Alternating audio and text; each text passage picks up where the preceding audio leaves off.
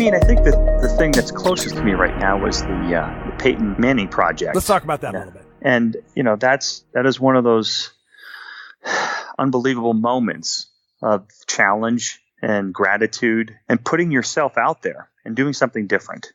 And so that's still very fresh and clear in my heart because it is a timeless kind of relationship that the Denver Broncos hired me to do, create a timeless piece, a tribute painting for Peyton Manning through my style and technique that is full of energy, emotion, and really catches the spirit of the time of Peyton Manning as a quarterback for the Denver Broncos.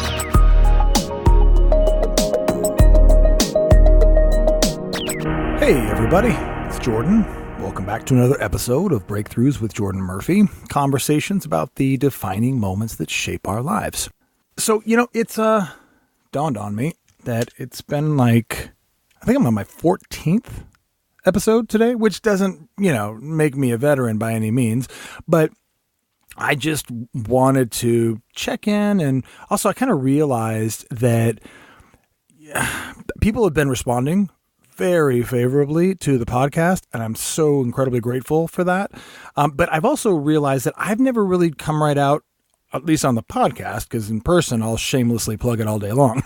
but I've not on the podcast come right out and said, if you are enjoying this show, do me a favor and share it. Tell other people about it, share the link with them, and rate it, review it, and that's only if you like it. You know what I mean? I mean, obviously, if you don't like it, you can comment on it as well. I'm happy to hear everybody's view. But if you like it, if you are enjoying the conversation that I'm having with people, the only way other people are going to hear about it is if they hear about it from you. So now, on with the show. Today's episode is sponsored, as usual, by Amazon Fresh and Audible. Both of these are limited time offers that are available on my website. You get 2 free downloads on Audible, and you also get a $25 credit towards Amazon Fresh. Both really great products, obviously, or else I wouldn't be talking about them. But anyway, and, I also wanted to say that and I say this at the end of the podcast, and I don't know, I wonder, do people actually listen to the very end once I say goodbye to my guest? Maybe not. So I thought I would put it up front also. And that is, if you have a story, which I'm sure many of the people or everybody who's listening to this podcast does, if you have a really great story, a really great breakthrough experience that you'd like to share, do me a favor and go to the website, breakthroughswithjordanmurphy.com, and shoot me an email. And just give me an abbreviated version of the story, and then I'm going to go through the ones that I get, and maybe I'll email you back and say, hey, I'd like to interview you. So why not, right? Let's make this thing kind of interesting and fun. I have a great guest today. His name is Will Day. And, Will and I go way back, actually. I mean, to our first children. That's how old buddies we are. Now I'm telling you how old I am, but either way around it, we go way back. Now, Will comes from the East Coast, where I come from the West Coast. He comes from Connecticut. I come from San Francisco. He comes from finance. I come from the art entertainment world. Now, the interesting point is, though, he moved out here to the West Coast to do architecture and to do financing, and yet he wasn't satisfied. And he took a huge leap of faith and followed his heart and has basically made a living being an artist, following his heart. And that's what we want to talk about today, is the breakthrough for him and what he's needed to do, to the sacrifice and the courage that he's needed to find to follow his heart. So anyway, Will, I want to hear from you. How you been, buddy? I've been very well. Thank you, there's so much to talk about, right? Yeah. You are an award-winning artist. You have been, what's the word they use in art when they say, I want art painted by you? It's commissioned. Commissioned. You have been commissioned. Yeah. You have installments all over the town. I mean, you are not messing around when it comes to your art. And the thing that really got my attention recently was what you recently did with the Denver Broncos. So we're going to touch on all of that, but why don't you tell me a little bit about how you started, and we'll kind of get into your breakthrough as well. I mean, I think it started a long time ago. The whole idea about unleashing your own creativity in the world exists for all of us when we're young. And sometimes the challenge is for trying to figure out what we're all here and meant to do. So, again, there are so many things to talk on.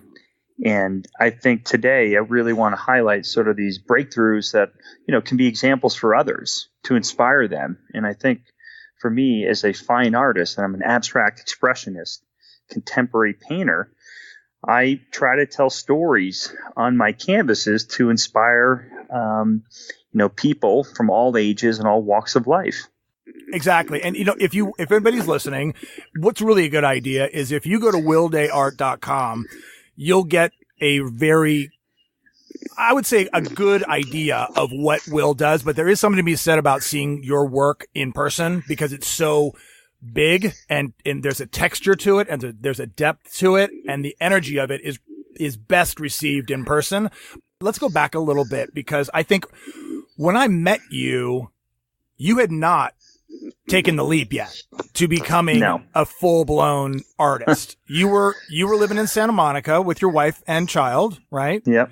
And you were still in the architectural finance world. Correct. And you're painting in your back house, your garage, right? Just feeding your heart, the best you could, but not ready to completely take the leap.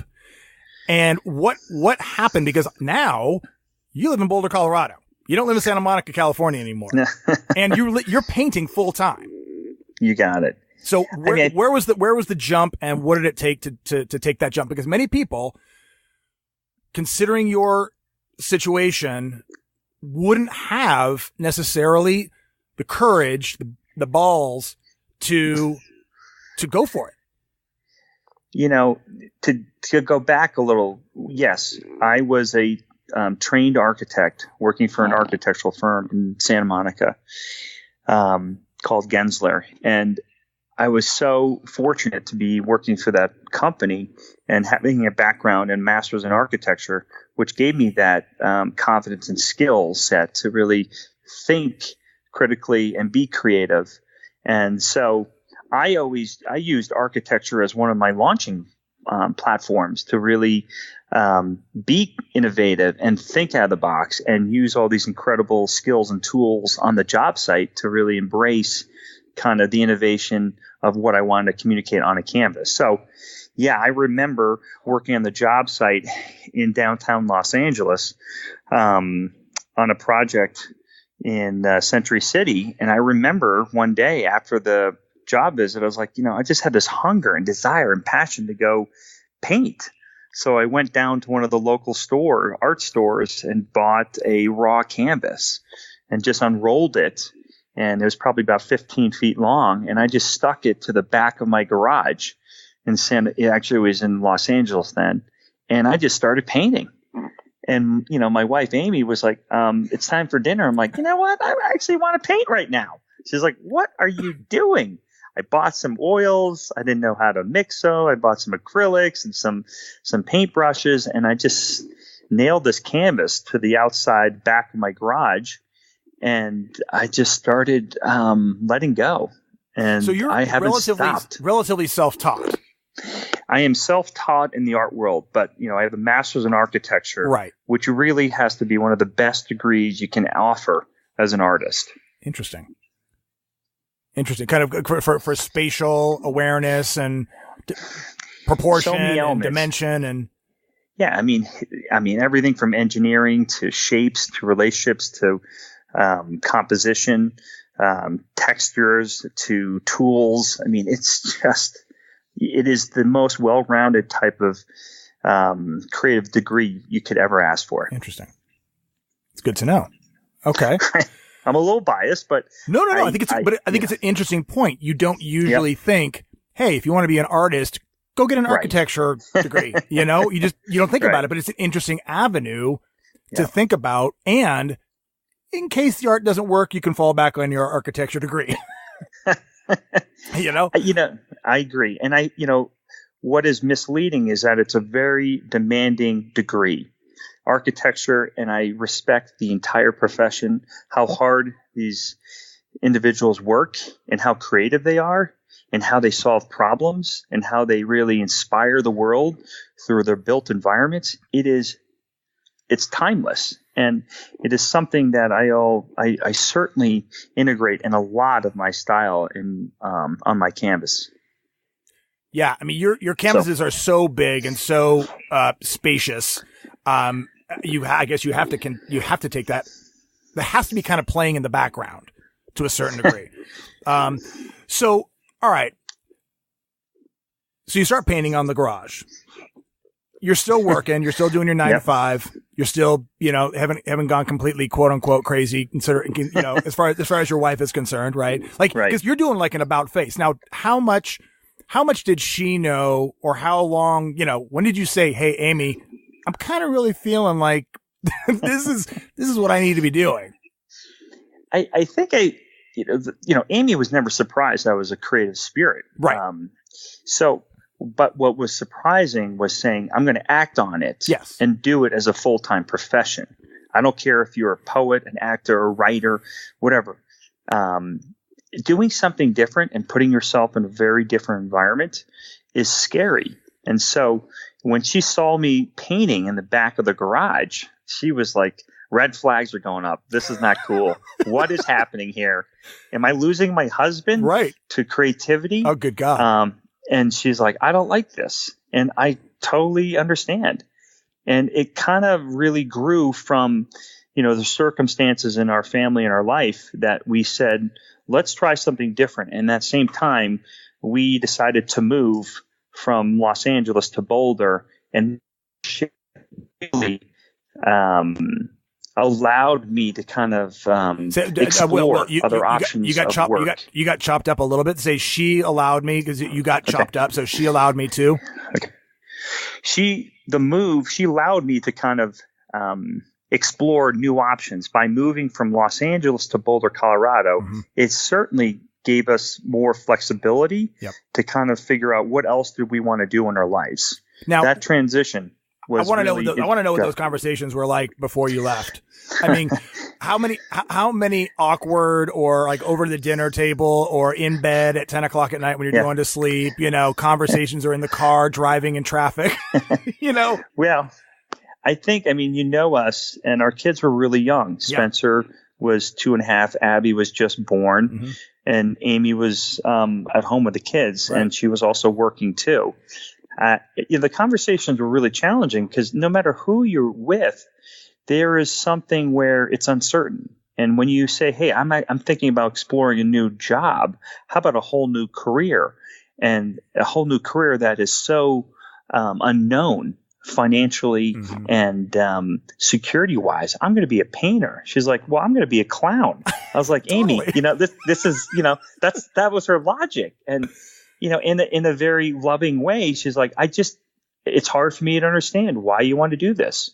And logically, it doesn't make sense. Of course. But, the conversations were really challenging, but at the same time I was fortunate. I had someone who loved me and supported me and gave me confidence and courage, but she also challenged me to say, think through this. Yeah. Is this really what is happening?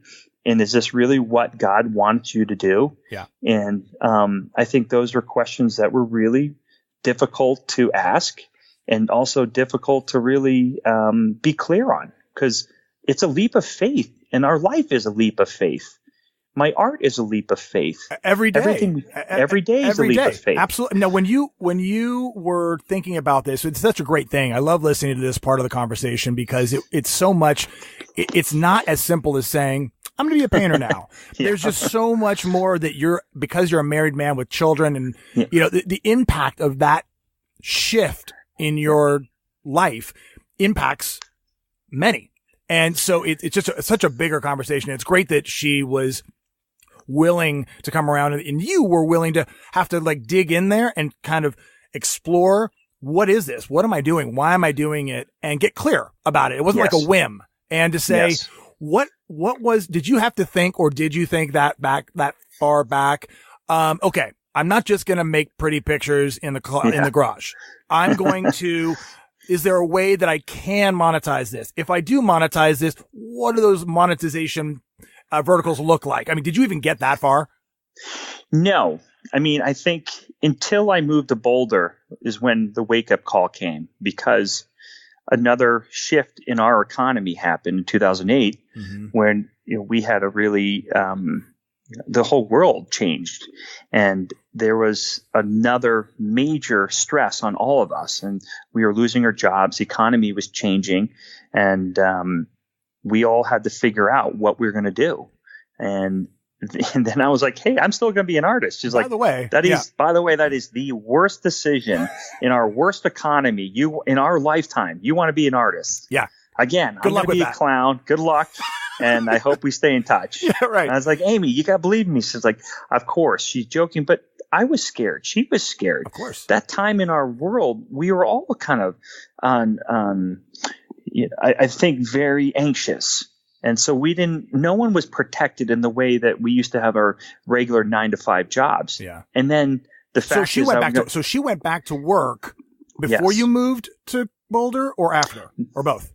She was working in LA, and then she also went back to work when we, moved back to Boulder, and when the economy hit the tanker. And then, I was in my basement painting. Yeah. And I lost my job. I was a consultant for an architectural firm in Los Angeles.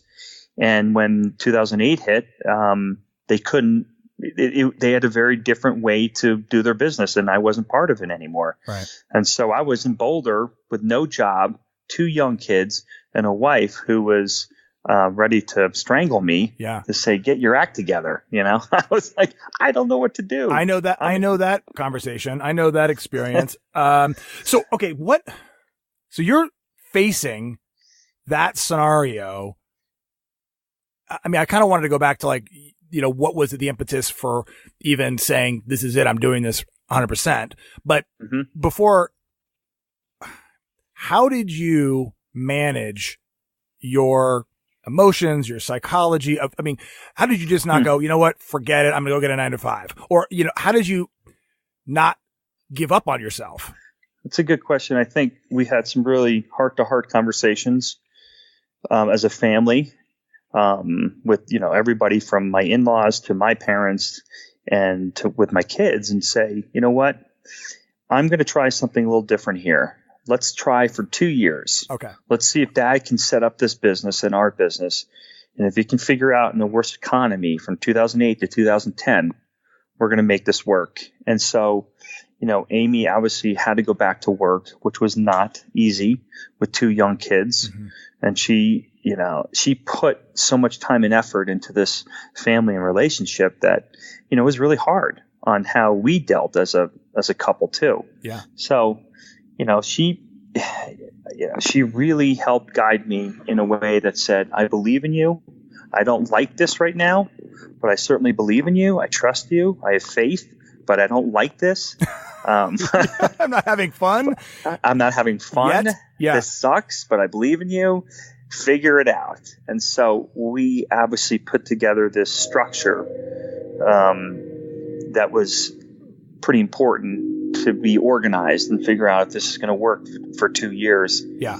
And then one of the things too that Amy and I talked about as a couple was figuring out ways to have accountability with my new venture as an artist. And so we put together, I had a team of experts, or I said my advisors, at a board of directors. I picked 5 of them who were local here to help kind of give me some accountability, but also brainstorm ideas on how to really run this business, or what my market is, or what am I really trying to do. And so they helped steer some of my conversations and ideas to build up my art business.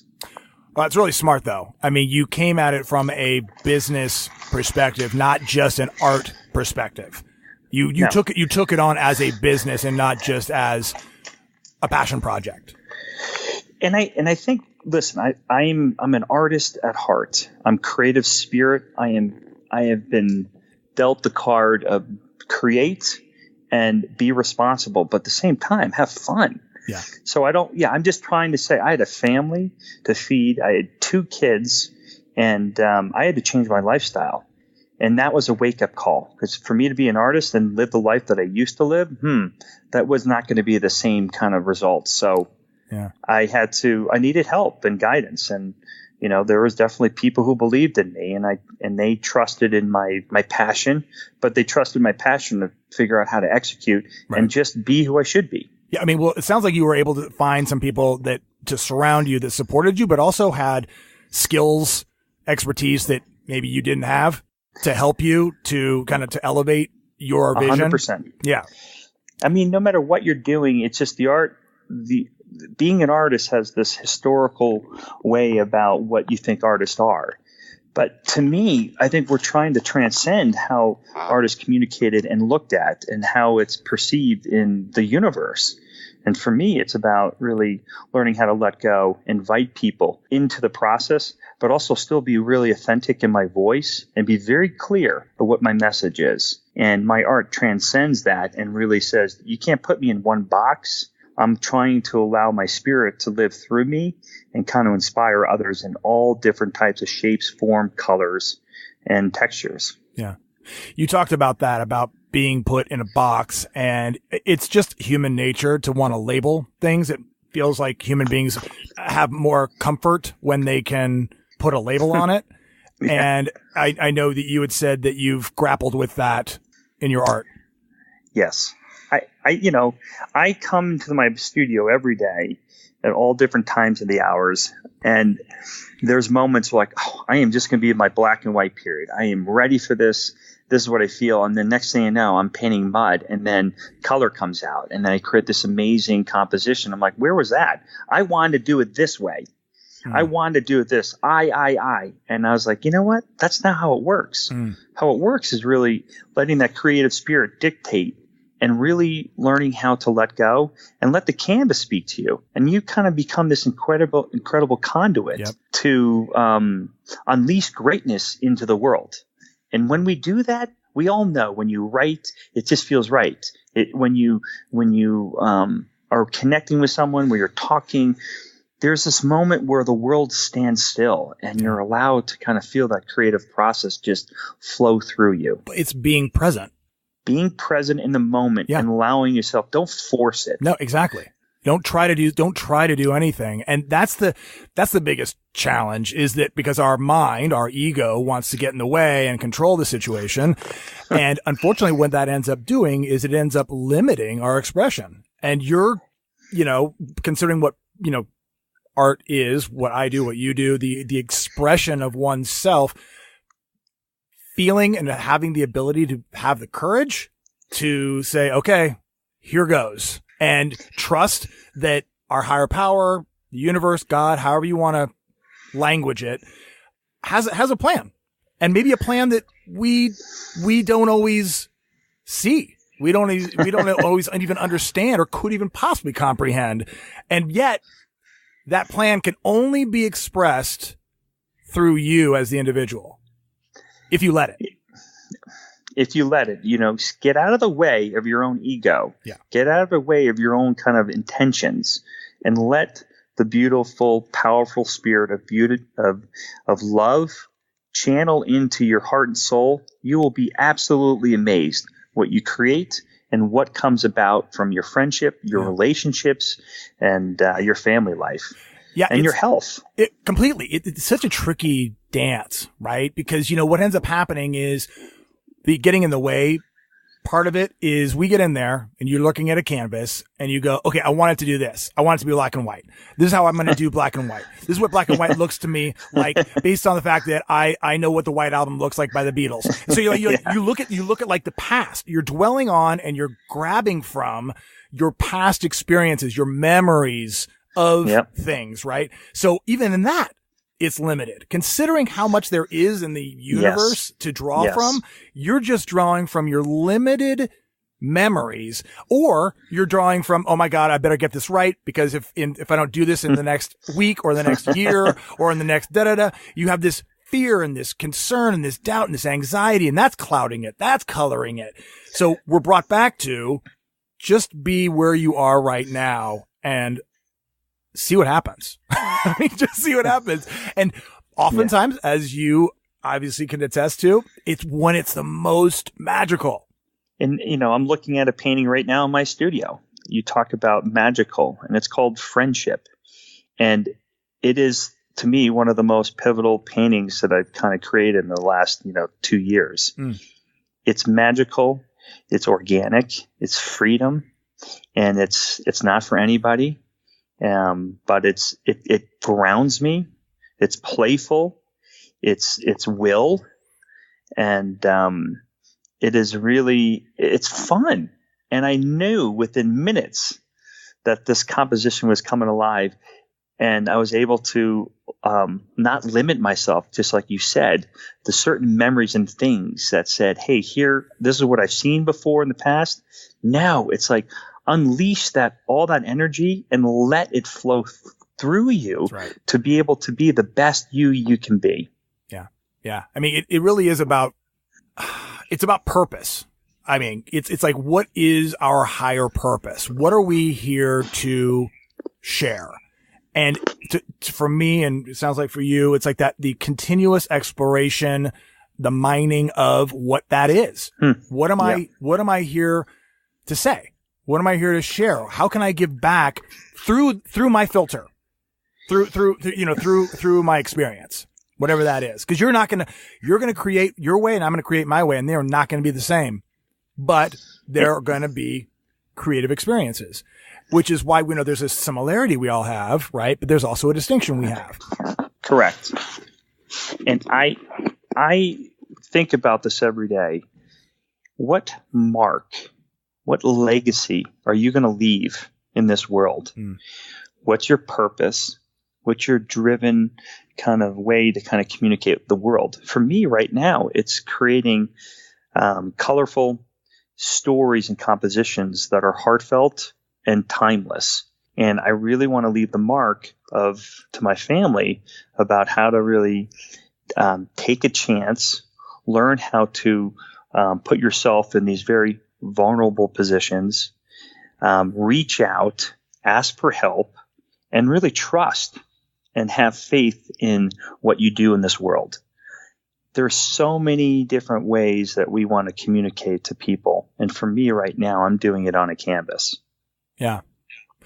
Yeah, man, that's good stuff right there. I was literally just kind of like dwelling in what you were saying, and I'm like, I should probably have a question. No. It's really good stuff, man. So I'm wondering now, I've talked to you, we've stayed in contact over the years, fortunately, and it's always been great to kind of touch base with you, and we kind of get to like catch up on where we're both at in our careers, like what's working, what's not working. You've been super supportive of what I've been up to. I've tried to be supportive of what you're up to. Yep. And I think I don't want to say we're ever coasting, right? We don't want to be coasting. We always want to be challenging ourselves and expanding ourselves. Where are you at right now with, like, there's sometimes a pitfall of allowing ourselves to plateau. Right? Like, things are going okay. I'll just kind of keep on painting by the numbers. No pun intended. But now I can't imagine that you're, plateauing, because you've always seemed to be kind of like going after the next thing. What have you actually, would you say, completed recently where you were like, oh my God, I can't believe I got on the other side of that. And what's next? I mean, I think the thing that's closest to me right now was the Peyton Manning project. Let's talk about that a little bit. And, that is one of those unbelievable moments of challenge and gratitude and putting yourself out there and doing something different. And so that's still very fresh and clear in my heart, because it is a timeless kind of relationship that the Denver Broncos hired me to do, create a timeless piece, a tribute painting for Peyton Manning, through my style and technique that is full of energy, emotion, and really catches the spirit of the time of Peyton Manning as a quarterback for the Denver Broncos. It was a very scary process, fun, entertaining, but I put myself out there to be in a very vulnerable position to do something I never do, and that is something that's figurative. And sports related. And sports related. I'm an abstract expressionist, really painting, being a spiritual painter that captures moments that are timeless throughout, the universe. And I'm trying to kind of act in a way that's really sums up the spirit of the moment.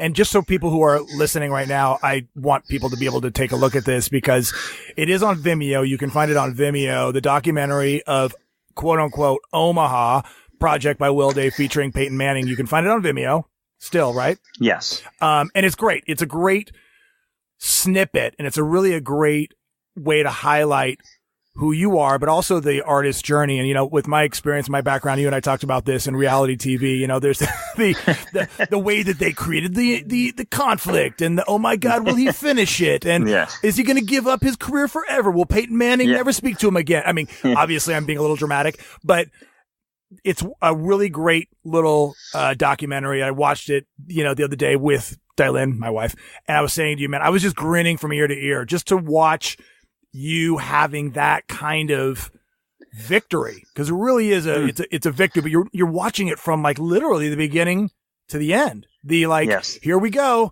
going to meet Peyton Manning and having to manage not only I'm going to go create a new project, but I'm going to meet a legend. I'm going to meet one of the best quarterbacks of all time. And have like a casual conversation with him and act like a normal person without losing my cool. Yeah. And actually have to be effective. I mean, that's all at play, I'm assuming, right? Yeah.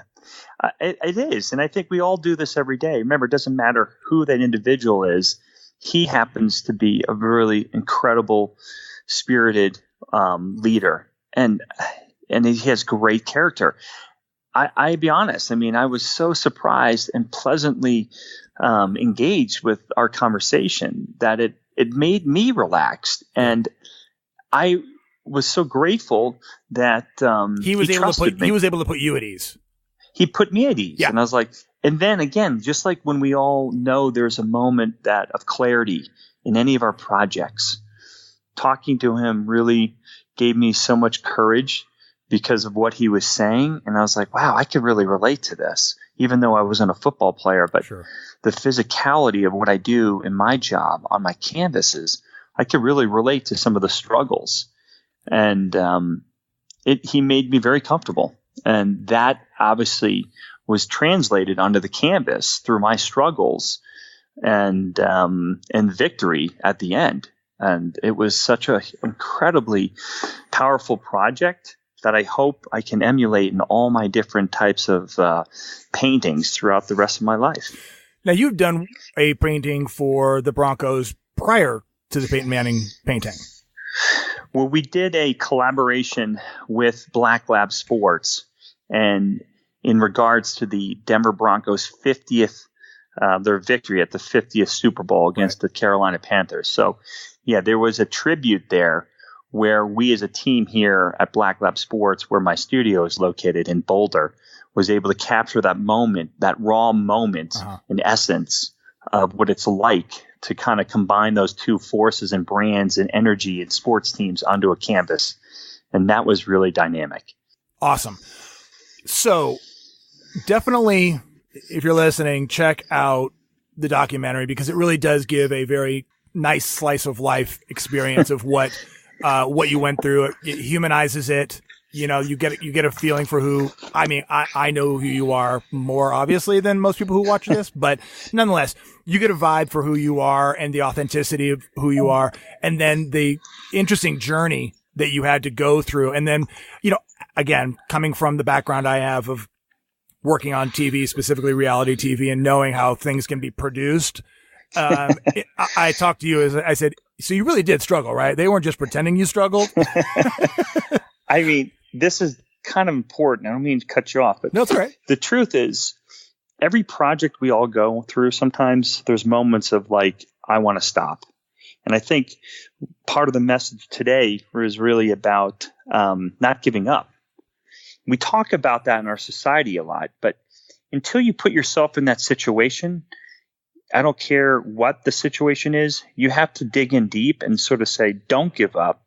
See what it's going to be. Push yourself to the limits, and you will be pleasantly surprised. Yeah. Realize that these emotions of not giving up not only make you better, but the people around you better. That's right. Well, you become an inspiration. And I think what you said, what's interesting is kind of tying back to what you said originally when you started your business, was that you surrounded yourself with people, including your wife, who were going to keep you accountable. And this particular job had accountability all over it, where it was really, I want to say it wasn't a choice. There was a choice. You could have completely fallen on your face, but you had set up such a foundation and a surrounding around you that allowed you, I think, or supported you in the experience through the ups and the downs of it, is what I'm saying.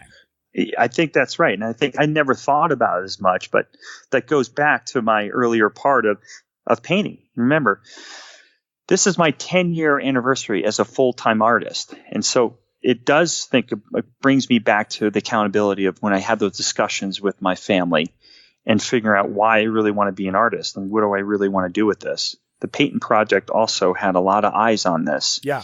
And, that was tough. But that was putting myself in a very vulnerable position to sort of say, all right, this is not about Will Day. This is about something bigger. Yeah. And let's figure out how we can all work together. The bottom line is I really want to, in my painting, I hope that I can transcend, beyond politics, sports, hardships, and challenge you to be on this emotional tour of different spaces and look to the world through, different lenses. I want to be your guide. I want to kind of help you, bring you to different destinations that are boundless in the universe. That's what my art's about. Yeah. Yeah, totally. What would you say, let's say over the last 5 years, because obviously you said 10-year anniversary. Is that what you said? Yes. Yeah. Yes. Is there a new,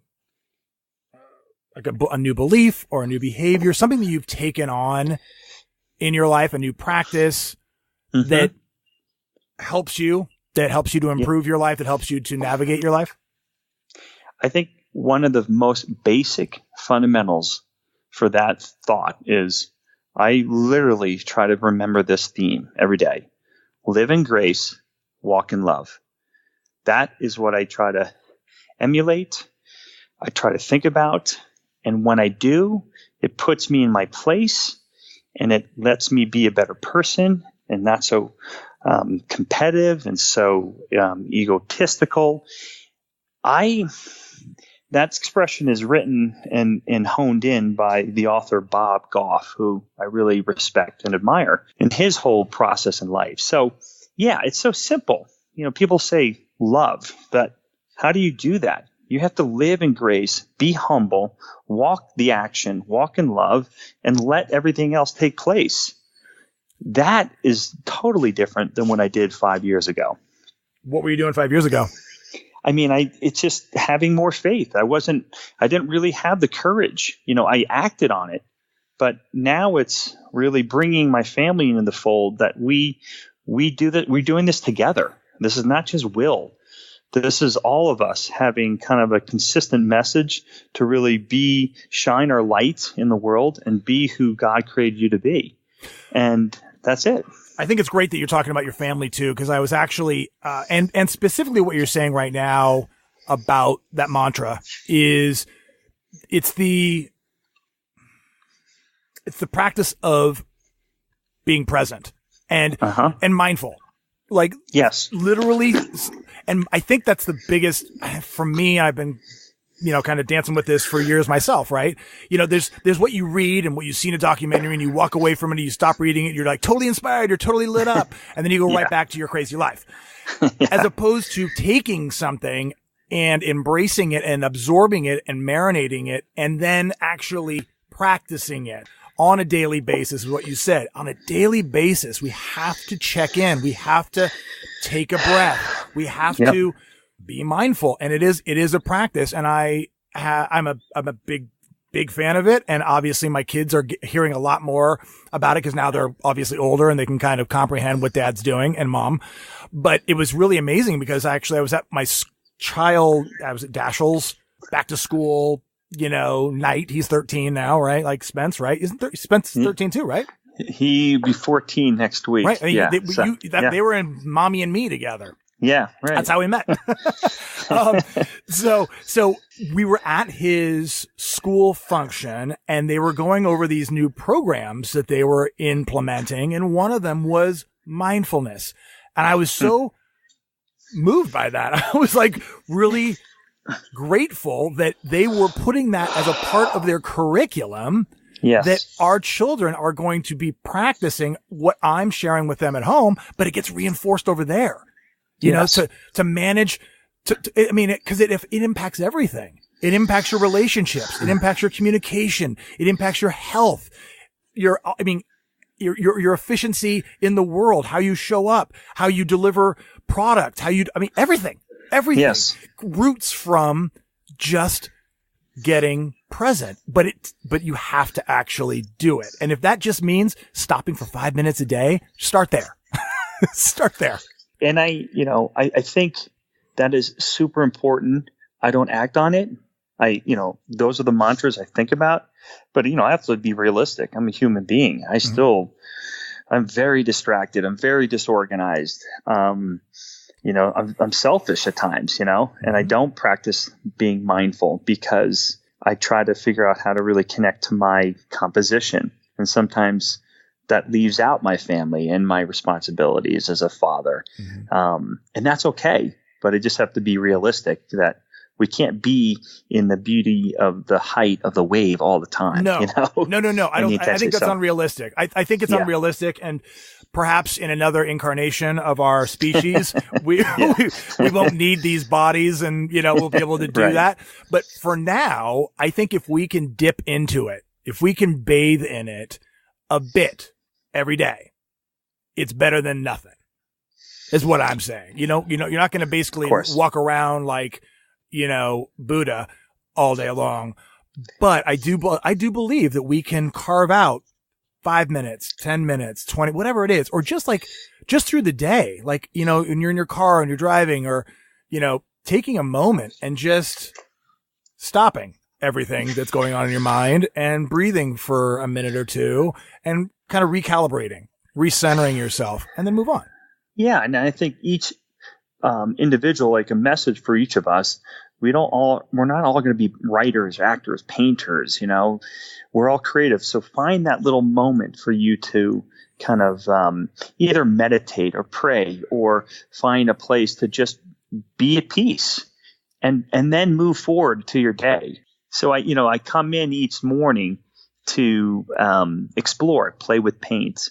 I just start applying, certain colors on the canvas to just help me relax. Mm-hmm. And it's a place for me to soothe, meditate, and get grounded and find my balance. Right. And then I think the magic happens. And I think I hear what you say.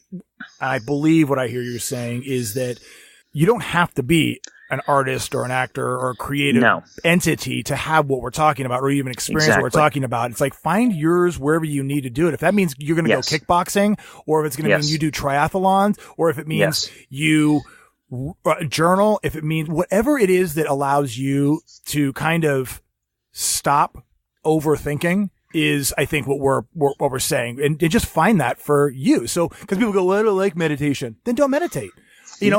Find your, because I remember telling my brother when we were, years ago about meditation, and he'd be like, oh, shut up. And then eventually he actually did share with me, because he got my point. And he said, you know what? I cycle. He will cycle for like miles and miles and miles. And that's his meditation, or he will run for miles and miles and miles. And that's his meditation. So however you want to language it, sometimes I think the word meditation gets in the way for people of doing what we're talking about.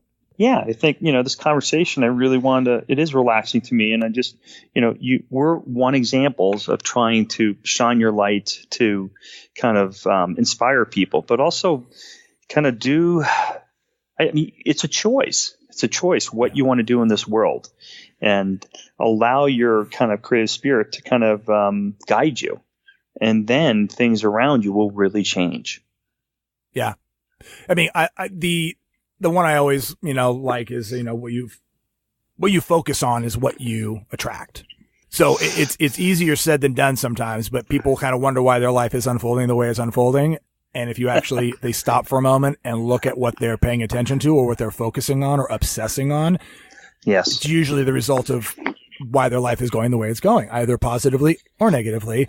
But it requires taking responsibility. And that's challenging too.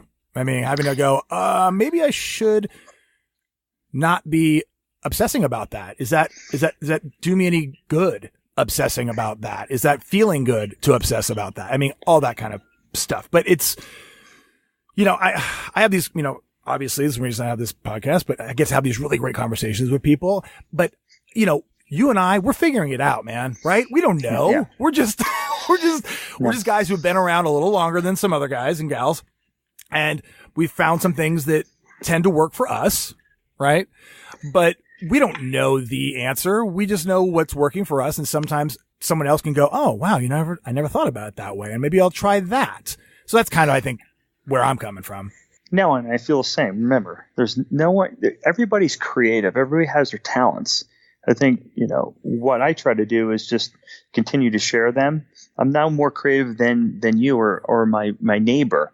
We just have different ways to express that. I think the bottom line is if we can kind of continue to be true and authentic in our own selves, we will certainly inspire other people, but also I think really find moments of joy and love and allow our our mission to be fulfilled. Yeah. Would you say that over the last 10 years you've had I guess we'll call it a failure, right? Like a breakdown that ultimately sets you up for success beyond what you could have imagined? I think, yes, I failed many times and I don't like that. No one does. Again, I couldn't imagine, 10 years ago, I'd be sitting here in my studio in Boulder, creating these large, abstract, colorful, inspiring canvases. So the failures have obviously got me to this place of joy and freedom. Mm-hmm. Without that, I would not have the same kind of character, the same experiences, and the same results as an artist. So it's like you got to be willing to fall on your face because victory is just around the corner. It's for everyone. You got to remember, it's not.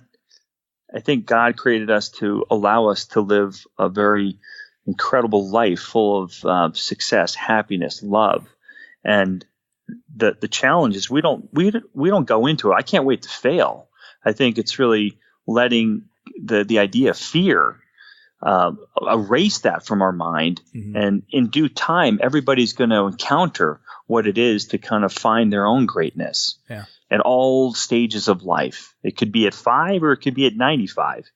But the point of life for me is really continue to keep an open mind and not let all this negativity and fear drive kind of our success and our way of life. I think that what you just said also makes me think about how what we feed ourselves, mm-hmm. what we absorb around us, whether it be friends, people who we have in our lives, people we surround ourselves with, content that we take in, whether it's TV, news, what have you, right? I mean, I think that's all part of that mindful awareness of what we are allowing to impact us.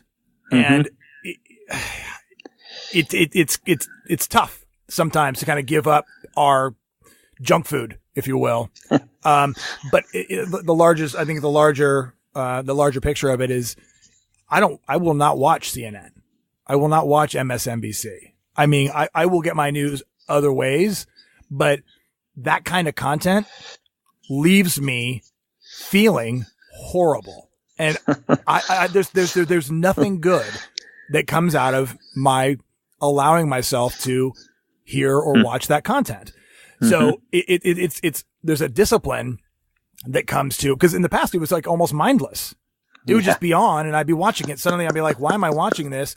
And then I'd be like, I feel terrible, but you're almost not even aware of the fact that you feel terrible or stressed or anxious. Why am I anxious? Well, because I just watched 10 minutes of CNN and all it is horrible, horrible news and absurdity.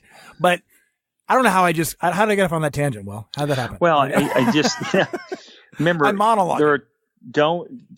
We have choices, what you That's decide right. That's what to I was saying. tune into. And I think, for me, it's, tuning in to, more of a positive vibration by being realistic, and certainly listening and listening to the world, but not necessarily I want to be more of the solution, not the problem. Yeah. And I choose that. Right. And I think that it requires us to be maintaining a space. I'm trying to think of the words to use this kind of thing, right? It's like how you're vibrating, how you're being, how you're showing up, how you're radiating you, right?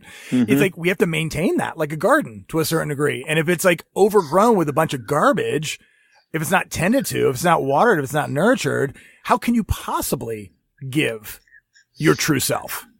100%. I mean, I think everything we've said today is really about, it is being mindful, being present, but also it takes a lot of energy to move in that direction.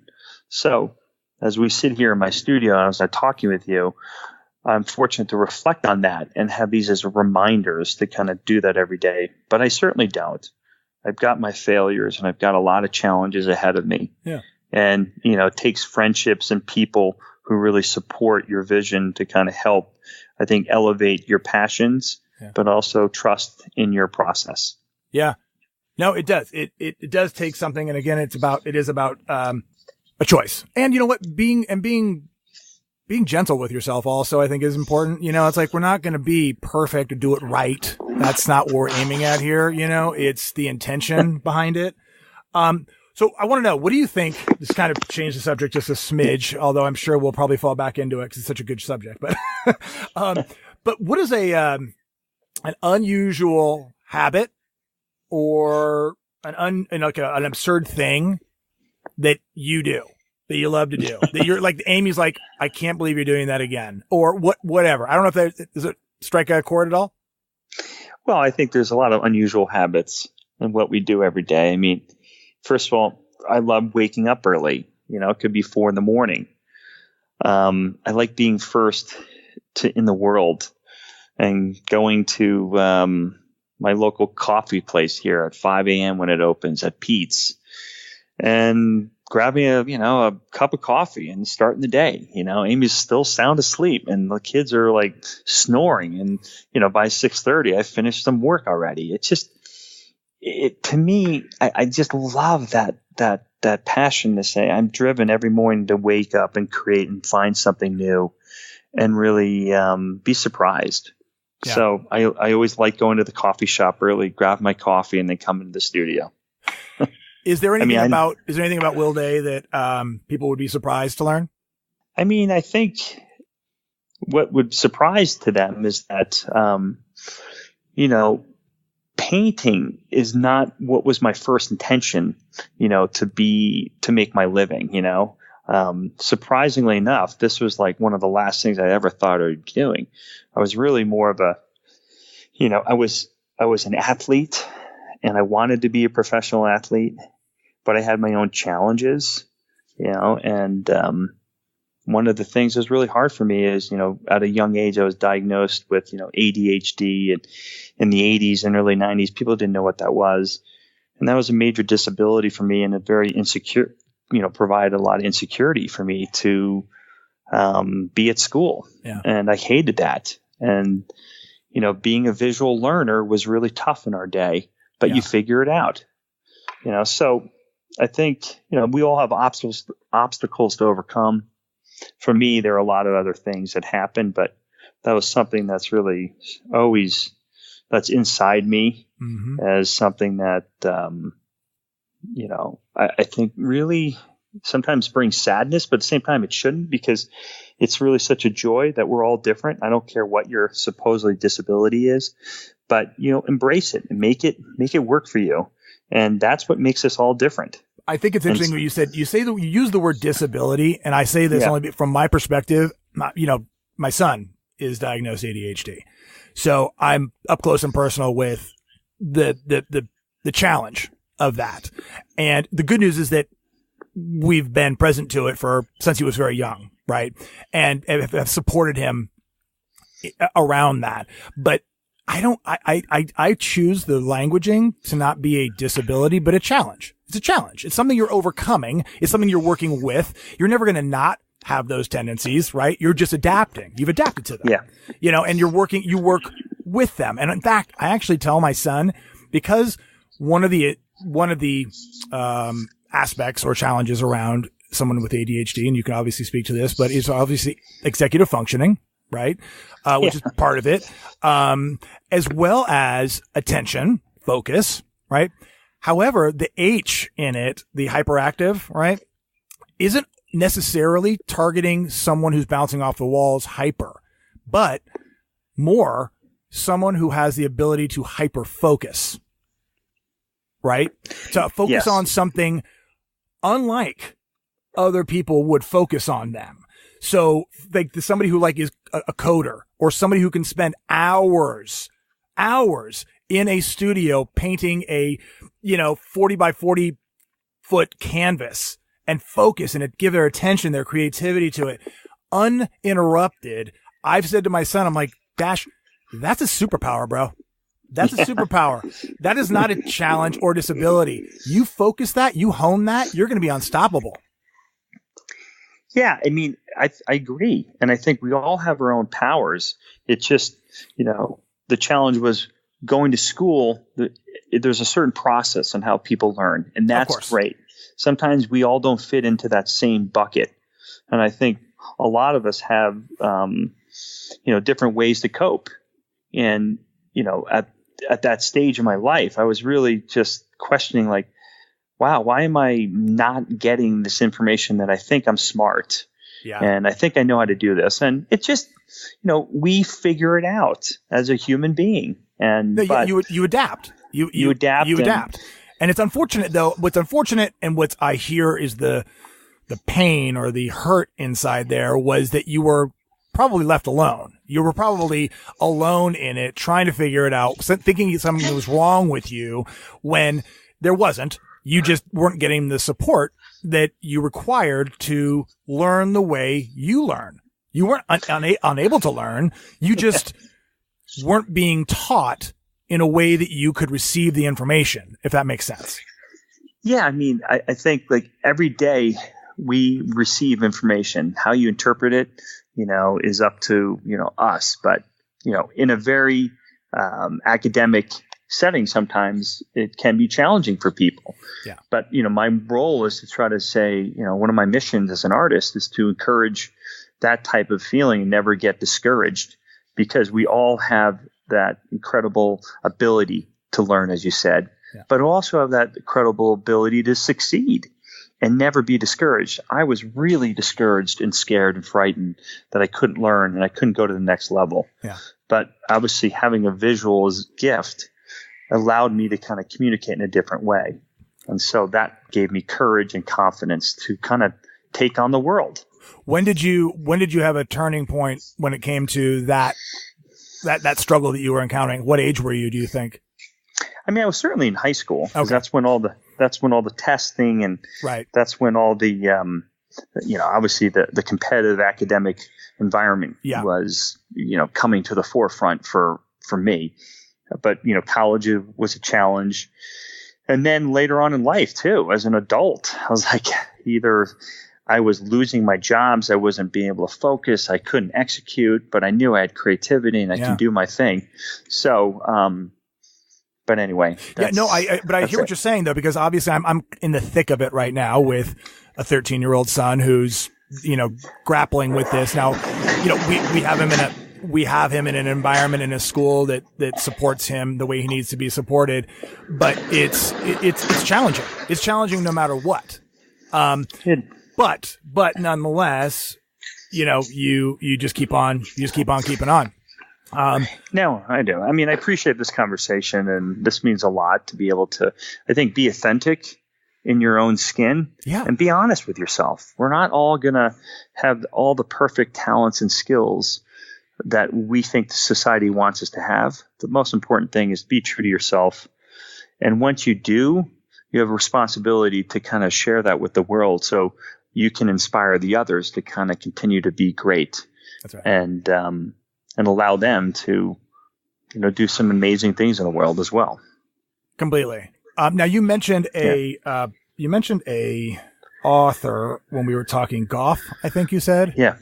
Yes. I ask most of my guests if there's any books that they tend to love and they give to friends or they share. Whenever somebody says, "Hey, what have you read lately? What do you know what I mean?"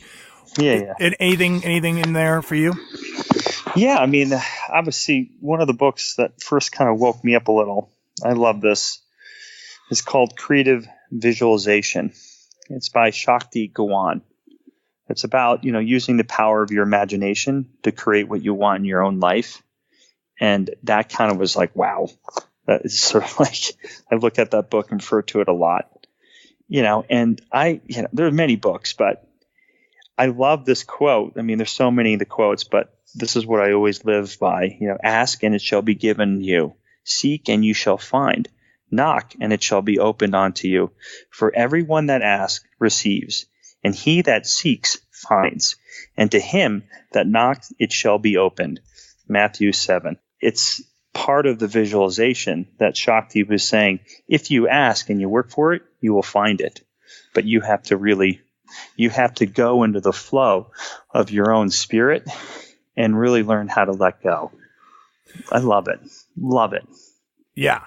You can find some gems in the Bible, can't you? Well, obviously that was a quote, but it's part of Shakti's kind of message too. No, but I mean, it's an overall philosophy, and it's, of course. It's reused and shared through different languages, through different, of course, vessels. But amen. But we're all saying the same thing at the end of the day. And if we can, again, I think what you said and what I love about doing these conversations is that I would say I'm forcing myself, but I'm putting myself into a mindful space just having these conversations. Yes. It's like I get to literally have a different day because of this conversation. I love it. Yeah. So, Will, thank you. I really appreciate you taking some time out of your morning or afternoon, wherever we are right now. And talking with you, man. It's always great catching up with you, and I'm glad we got to do it on my show. Well, appreciate your time and your honesty and your questions. It was a good learning experience for me too. Thanks, buddy. All right, I'll talk to you soon. All right. Today's episode is sponsored by Audible.com and Amazon Fresh. Check out those promotional giveaways on the front page of my website. Stay tuned for more episodes of Breakthroughs with Jordan Murphy. Check out my website at breakthroughswithjordanmurphy.com. Stay connected on Instagram at breakthroughswithjordan and Twitter at Jordan D. Murphy. And if you have a great story to share, as I'm sure many of you do, go to my website at breakthroughswithjordanmurphy.com and shoot me an abbreviated version of your story to my email. I'll give it a read and maybe share a couple of them on the show.